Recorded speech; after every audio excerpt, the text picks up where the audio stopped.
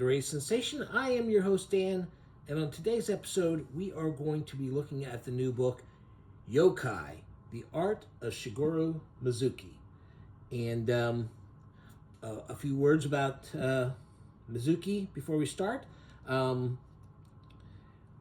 mostly know him from these reprints. Who is it that's doing these? I've forgotten already. Drawn and Quarterly, that's who's doing it. Of his Kitaro character. Kitaro is a yokai himself, and he battles supernatural creatures which are up to no good. He's not always necessarily does the right thing, what we consider the right thing himself, because he is a yokai, but he does have his own version of right or wrong, and he tries to do right by everyone, and he is, for the most part, friendly with humans. This comic started in the 60s, and it wasn't popular at first because this artwork was considered, not very traditional for manga, but people grew to like it and it became very popular then. And Kitaro has this creature here is his a yokai that's supposed to be his friend, but he causes a lot of troubles himself. He's behind a lot of the terrible things that happen, but they still get along. But I'm not here to talk about Kitaro. But if you get a chance, this is the comic series that made the artist popular. Now let's go to this.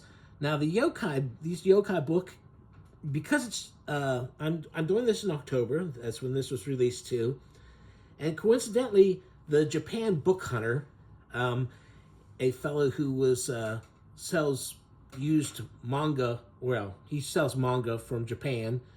He scours the streets to find old manga and sells them on his website, Japan Book Hunter. Was kind of made famous by the cartoonist Kayfabe. He was one of Ed Piskor's friends who would go on the manga hunts when Ed went over there. And he's started, I think he's had a YouTube channel for a while. He's really stepped it up.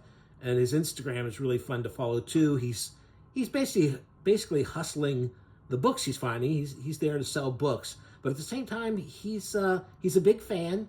Not necessarily a historian. He's kind of like me. He knows a lot about the things he likes, and luckily, living in Japan, knowing Japanese, he's knows a lot about manga, and he was showing off. This is all leading up to the fact that this yokai book is a compendium, a best of, because over in Japan, the artist had put out a 4-volume set of yokai, and this is like a best of the 4, and the 4 books were kind of broken up. The first 2 were pretty traditional yokai. Now the thing about the yokai is, as long as there's been, as it explains in the beginning of this, as long as there's been around, these are supposedly monsters and ghoulies from Japanese folklore, but many of them are not as, some of them are very, very old, but some of them were made up later by writers and artists and stuff. And so, the idea about what's folklore and what's not is a little twisted and messed up. And, some of the creatures have changed over the years, kind of the same way vampires and werewolves, the way those European monsters changed. So volume 1 and 2 were supposedly much more traditional yokai. Volume 3 is kind of like his take on yokai from around the world, and volume 4 is yokai he made up, or that's roughly how those books run. Like I said, this is a best of. Now it's a wide, it's printed. It's got a wide angle to it here. One page has the description of the creatures, and the other page has the drawing, the paintings, and I think they're mostly drawings. But since I want to focus mostly on the art, I'm not going to put the book right in the middle because it's very wide.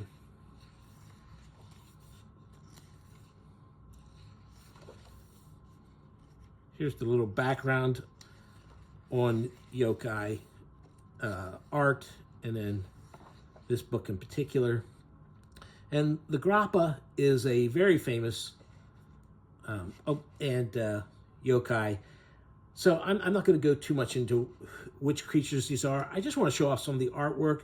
That's why you're going to be buying this book. There are plenty of books about yokai that have traditional artwork from various time periods illustrating them. So if you really want to find out about the creatures, there's lots of good ones out there. It's in the last few years, there's been a couple of really good art books put out on yokai art. So I'm just going to show off some of this artwork. Now, the 4 books also had some black and white work in them too. And this does not include any of the black and white artwork, which is too bad. Maybe if this one does well enough, they'll decide to do the whole thing. I don't know. I doubt it. But I saw, like I said, Japan Book Hunter was showing off the original Japanese books that have been reprinted at least once. I don't know how easy it is to find. I didn't follow his link and find out how much they were going for. I'm afraid four books like this would be a bit much for my pocketbook.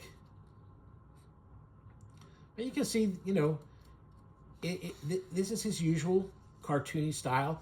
There's his backgrounds in the comics are pretty detailed sometimes. Not always, but you know, he knows when to put a lot of details into a background, and it's the same in this book. The figures are usually more cartoony, and then the backgrounds are more detailed. A lot of times he works from photographs. He would trace photographs sometimes, or at least follow them very heavily.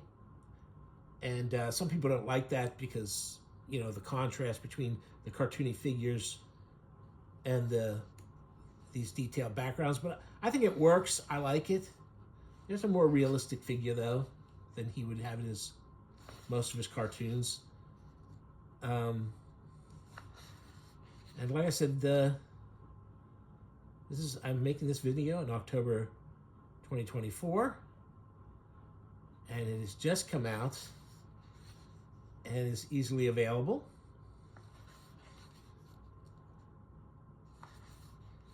Look at pretty cool, huh? One thing it doesn't say is, you know, it doesn't give any indication of, you know, which books these originally appeared in. I think a lot of these are from the first 2, although I did recognize some that are definitely from the later volumes.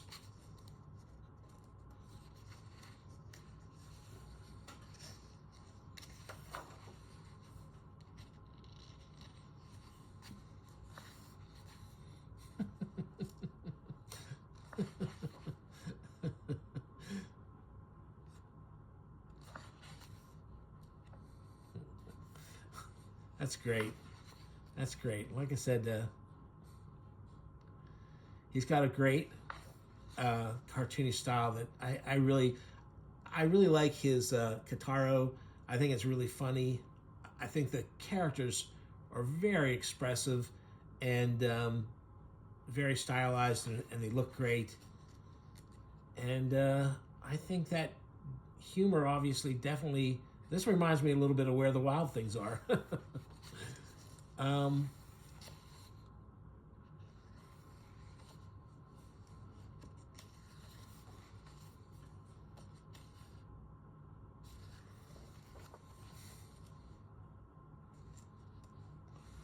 That's a lot of fun.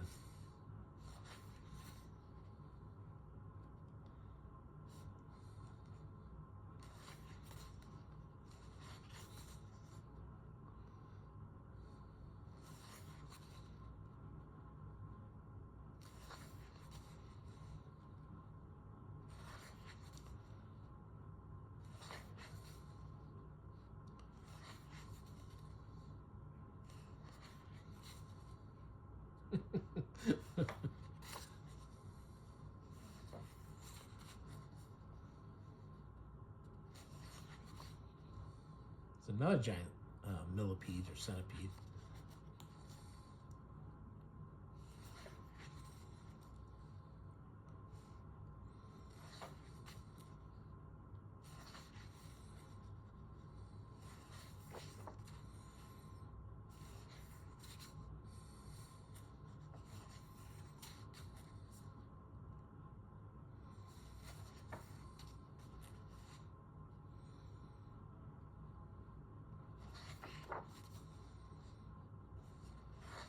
Dang.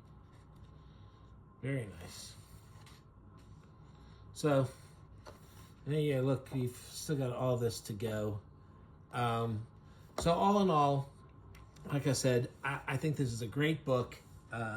Again, this is drawn and quarterly, and so it's easy to find.